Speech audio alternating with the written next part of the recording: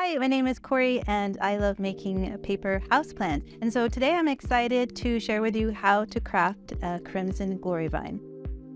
And this is just text weight paper.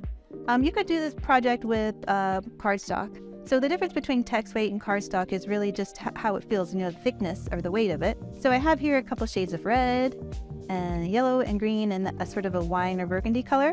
So the first thing I want to do is add a bit of watered down acrylic paint. And what we're trying to do is mimic when the leaf is just starting to change color and it's not just one solid hue. What I do is water them down or dilute them, and we're going to do a wet on wet technique, and I'm just going to add about 2-to-1 ratio water to paint and just taking my time mixing it up so I make sure everything gets diluted real good. What we're going to do is typically done in watercolor painting, but we're going to use acrylics, and that is called wet on wet technique. So what I want to do is wet the paper and then apply wet paint. So you can use these inexpensive brushes like this, or really any kind of soft bristle paintbrush that you might have. So the first thing I want to do is take some clean water and just paint it on like I'm painting it with paint, but it's just the water for now. And then I'm going to put a little bit of the red just here and there. I'm not standing on ceremony over here. And now I'm going to put a little bit of blue. Not too fussy about it. And that's it. So I'm going to set this aside to dry and do the other colors. So now we just need to trace our templates onto this paper. We have 3 different sizes of templates here. So you're just trying to fit them in, and it's just kind of nice because the randomness of it, the paint splotches from before. Okay, so now we're just going to cut them out. Sometimes I like to rough cut it just so I can get all this business out of my way. What I mean by that is just going like this. Okay, so as you're cutting, be sure to hang on to your scraps because we'll use them in a later step. So now that we got everything cut out, what we're going to do is fold each leaf to mimic the veins, and we're going to use a bone folder. So the first fold is just in half, and then we press it with a bone folder. Then with this fold edge facing me, I want to create a 45-degree fold along right here on the leaf. Press it with the bone folder. And then I'll do that 2 more times.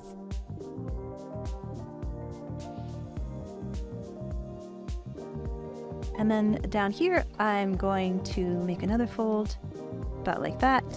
Also press that with a bone folder. Then open it up. And I want to condense this side to fold in the other direction. So just by a little pinch.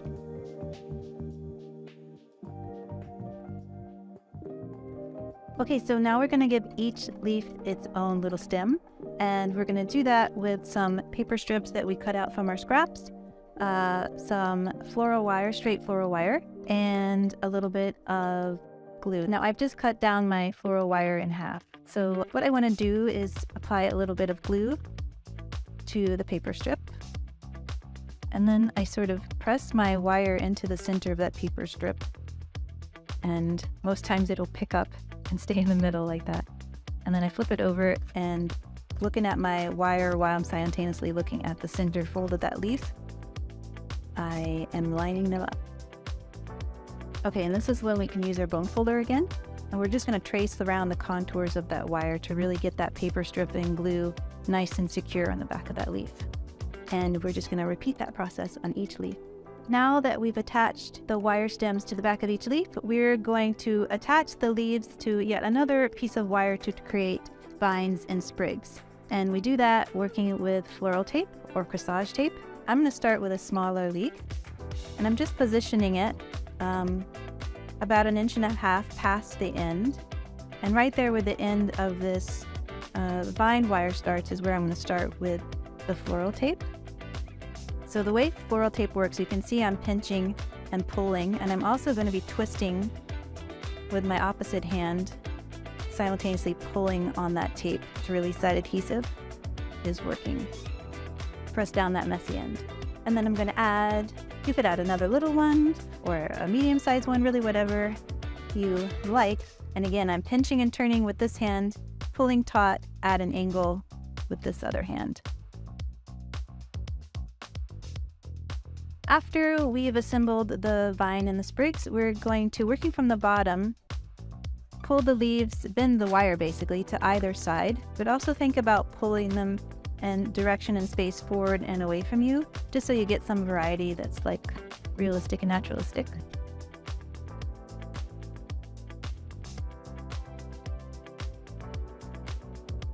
If you were going to make a Crimson Glory vine, what would you do with it? Are you going to put it on your Thanksgiving table? Maybe carefully around the turkey? Or are you going to put it in a pot like this? Or maybe turn it into a garland? Hey guys, welcome back to Handmade with me, Marianne. So today I'm going to show you how to make paper flowers that look incredible, look super hard, look expensive. They're all made from party streamers.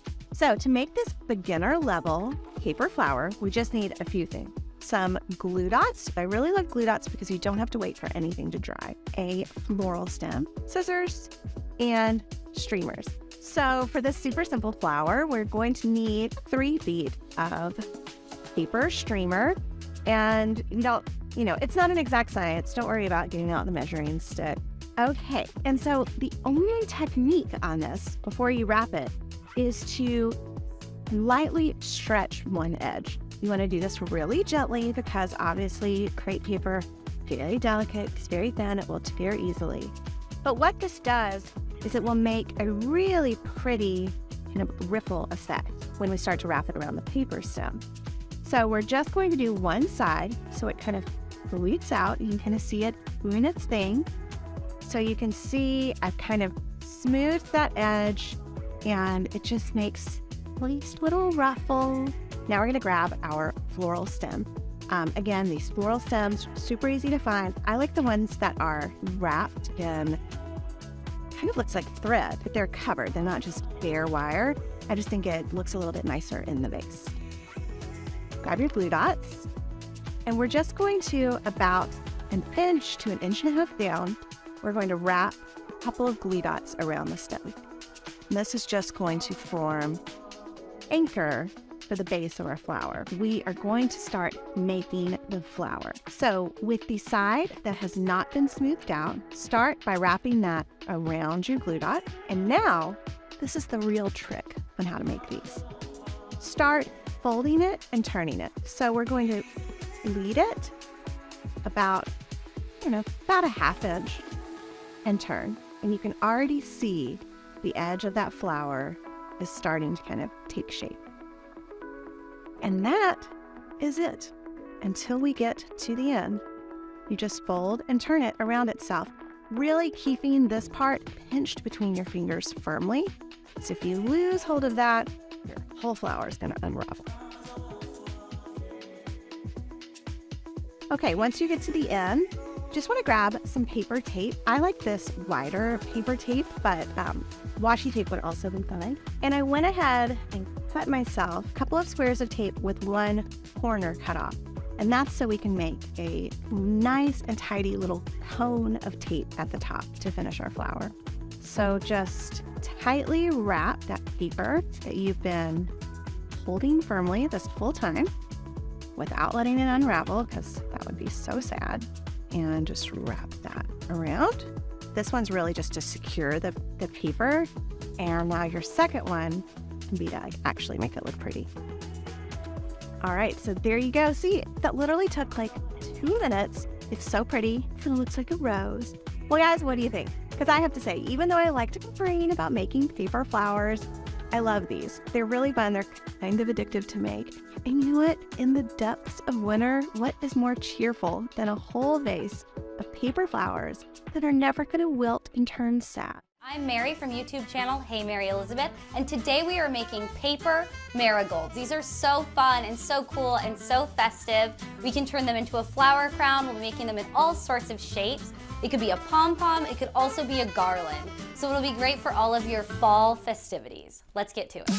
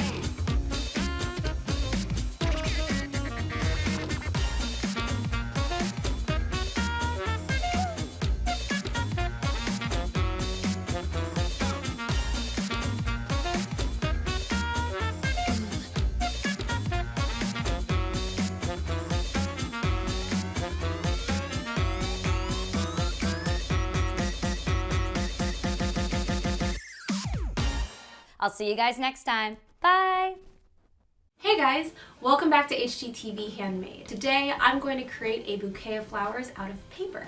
And if you're like me and you're looking for a cheaper and less high maintenance alternative to the real thing, this DIY is perfect. Begin with a square sheet of paper and flip it so the design faces down. The first step is to fold along the diagonal.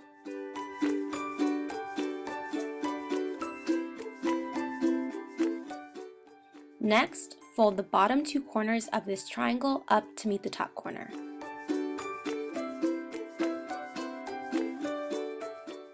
You'll be left with the diamond shape. Now, take these two flaps to meet the outer edges of the diamond.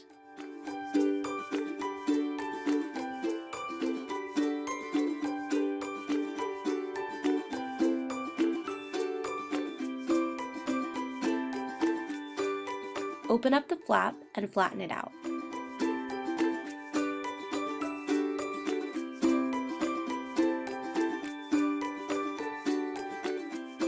Repeat on the other side.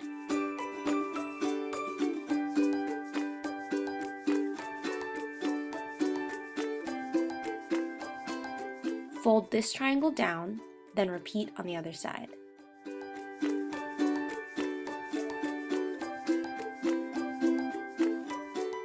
Finally, take this outer edge and fold it back into the diamond. Repeat on the other side. Now you'll be able to apply glue to this triangular portion and smush the two sides together. This creates one flower petal. Repeat until you have 4 to 5 petals. Glue the petals together along the inner edges like so.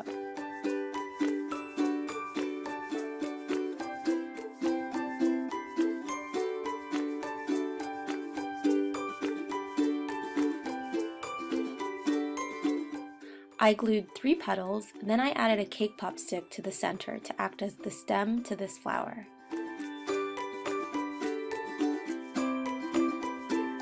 Then I added 2 more petals to complete the flower.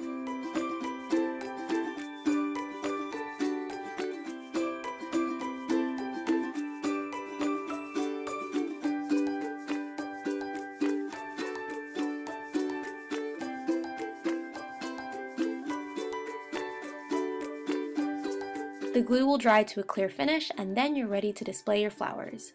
You can even spray them with a floral perfume if you want them to be a little more like the real thing. Bye guys! Hey guys, this is Marian, and on today's weekday crafternoon, we're making giant paper dahlias. Dahlias are my favorite late summer flower, and the great thing about this oversized paper version is there's no green thumb required. Here's what you'll need. You can find pre-cut cardboard circles in the cake decorating section of the craft store, or you can make your own. All right, let's get started. First up, we're going to cut our scrapbook paper into 4-inch squares. I highly recommend using a paper cutter for this. It will make your job go a lot faster.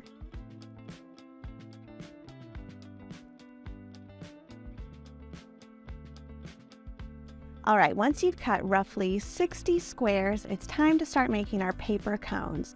This is really easy. It's just like making an ice cream cone. We're going to start off by placing a length of double stick tape along one edge of your paper square, just like that. Now bring the opposite corner about halfway across the square, and then bring that taped side over to overlap it. Make sure you've got the tape good and secure, so we don't want these cones to pop open while you're making your flower. Just repeat that action about 60 times. All right, once we've made all of our paper cones, it's time to start assembling our flower. We're going to start by flattening the bottom inch or so of the cone, and I've applied a layer of double stick tape to the outside of our cardboard circle. Place that on the tape, and you're going to want to space them out just under a finger width apart. Once we have our first layer of cones down, put down another layer of tape and just nestle the second layer of cone in between the first, bringing in each layer by about 1.5 inches.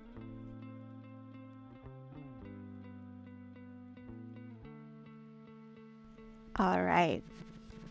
Just one of these dahlias makes a beautiful and unique wreath for your front door, or you can make several for a really impressive piece of wall art. See you next time.